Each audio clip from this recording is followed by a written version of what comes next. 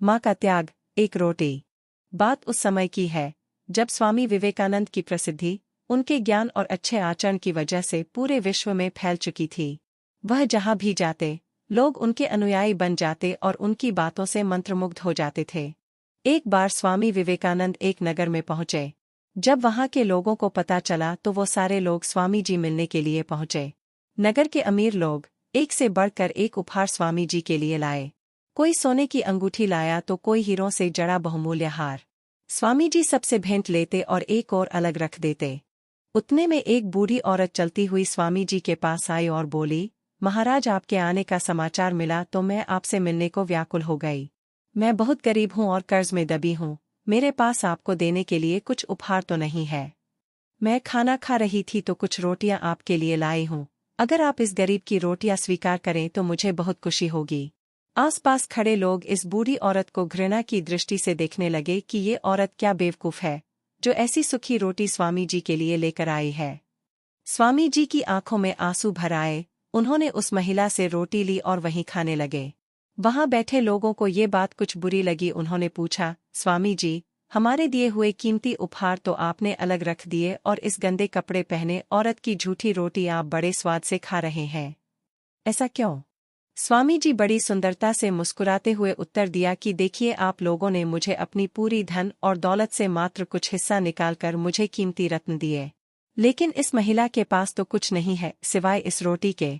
फिर भी इसने अपने मुंह का निवाला मुझे दे दिया, इससे बड़ा और त्याग क्या हो सकता है? एक माँ ही ऐसा काम कर सकती है। माँ खुद भूखे रहकर भी अपने बच्चों को खाना खिलाती है। ये एक रोटी नहीं, इस माँ की ममता है, और इस ममता में माँ को मैं शत शत नमन करता हूँ। स्वामी जी की बातें सुनकर वहां उपस्थित सारे लोग निशब्द रह गए।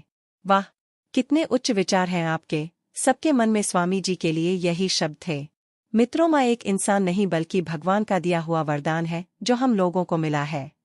कहा जाता है कि माँ की ममता के आगे स्वर्ग का सुख भी फीका है, क्योंकि माँ ही वो इंसान है जो खुद कष्ट सहकर अपने बच्चों को पालती है। तो मित्रों, अपने माता पिता की सेवा करिए, उन्हें कभी दुख मत पहुंचाइए, यही इस कहानी की शिक्षा है। स्वामी विवेकानंद और विदेशी महिला की कहानी। महान कर्मयोगी स्वामी विवेकानंद के जीवन का एक प्रसंग है। स्वामी विवेकानंद की ख्याति दुनिया भर में फैल चुकी थी। लाखों लोग स्वामी जी एक अनुयायी हो चले थे। एक बार एक विदेशी स्त्री स्वामी जी प्रभावित होकर उनसे मिलने आई। स्वामी जी के चेहरे पर सूर्य के समान तेज था। विदेशी महिला स्वामी जी से बोली, स्वामी जी, मैं आपसे विवाह करना चाहती हूँ। स्वामी जी बोले, क्यों? हे देवी, मैं तो ब्रह्मचारी पुरुष हूँ। विदेशी महिला बोली, मुझे आपके ही जैसा तेजस्वी पुत्र चाहिए ताकि वो बड़ा होकर दुनिया को ज्ञान बांट सके और मेरा नाम रोशन करे। स्वामी जी उस महिला के आगे हाथ जोड़े और बोले, माँ, लीजिए देवी, मैं आज से आपको अपनी माँ मानता हूँ। आपको मेरे जैसा पुत्र भी मिल गया और मेरा ब्रह्मचर्य भी नहीं टूटेगा। इतना सुनते ही वो महिला स्वामी जी के चरणों में गिर पड़ी। धन्य है आप स्वामी जी, आपके युवाओं के लिए आप सचमुच प्रेरणा के स्रोत हैं। चैप्टर 3। एक बार स्वामी विवेकानंद के आश्रम में एक व्यक्ति आया जो देखने में बहुत दुखी लग रहा था। वह व्यक्ति आते ही स्वामी जी के चरणों में गिर पड़ा और बोला कि महाराज, मैं अपने जीवन से बहुत दुखी हूँ। मैं अपने दैनिक जीवन में बहुत मेहनत करता हूँ, काफी लगन से भी काम करता हूँ, लेकिन कभी भी सफल नहीं हो पाया। भगवान ने मुझे ऐसा नसीब क्यों दिया है कि मैं पढ़ा लिखा और मेहनती होते हुए भी कभी कामयाब नहीं हो पाया हूँ, धनवान नहीं हो पाया हूँ। स्वामी जी उस व्यक्ति की परेशानी को पल भर में ही समझ गए। उन दिनों स्वामी जी के पास एक छोटा सा पालतू कुत्ता था। उन्होंने उस व्यक्ति से कहा, तुम कुछ दूर जरा मेरे कुत्ते को सैर करा लाओ, फिर मैं तुम्हारे सवाल का जवाब दूंगा। आदमी ने बड़े आश्चर्य से स्वामी जी की ओर देखा और फिर कुत्ते को लेकर कुछ दूर निकल पड़ा। काफी देर तक अच्छी खासी सैर कराकर जब वो व्यक्ति वापस स्वामी जी के पास पहुंचा तो स्वामी जी ने देखा कि उस व्यक्ति का चेहरा अभी भी चमक रहा था, जबकि कुत्ता हाफ रहा था और बहुत थका हुआ लग रहा था। स्वामी जी ने व्यक्ति से कहा कि ये कुत्ता इतना ज्यादा कैसे थक गया, जबकि तुम तो अभी भी साफ सुथरे और बिना थके दिख रहे हो। तो व्यक्ति ने कहा कि मैं तो सीधा साधा अपने रास्ते पे चल रहा था, लेकिन ये कुत्ता गली के सारे कुत्तों के पीछे भाग रहा था और लड़कर फिर वापस मेरे पास आ जाता था। हम दोनों ने एक समान रास्ता तय किया है, लेकिन फिर भी इस कुत्ते ने मेरे से कहीं ज्यादा दौड़ लगाई है, इसीलिए ये थक गया है। स्वामी जी ने मुस्कुराकर कहा, यही तुम्हारे सभी प्रश्नों का जवाब है। तुम्हारी मंजिल तुम्हारे आसपास ही है, वो ज्यादा दूर नहीं है, लेकिन तुम मंजिल पे जाने की बजाय दूसरे लोगों के पीछे भागते रहते हो और अपनी मंजिल से दूर होते चले जाते हो।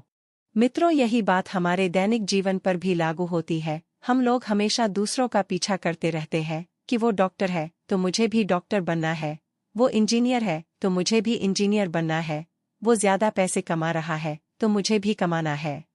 बस इसी सोच की वजह से हम अपने टैलेंट को कहीं खो बैठते हैं और जीवन एक संघर्ष मात्र बनकर रह जाता है।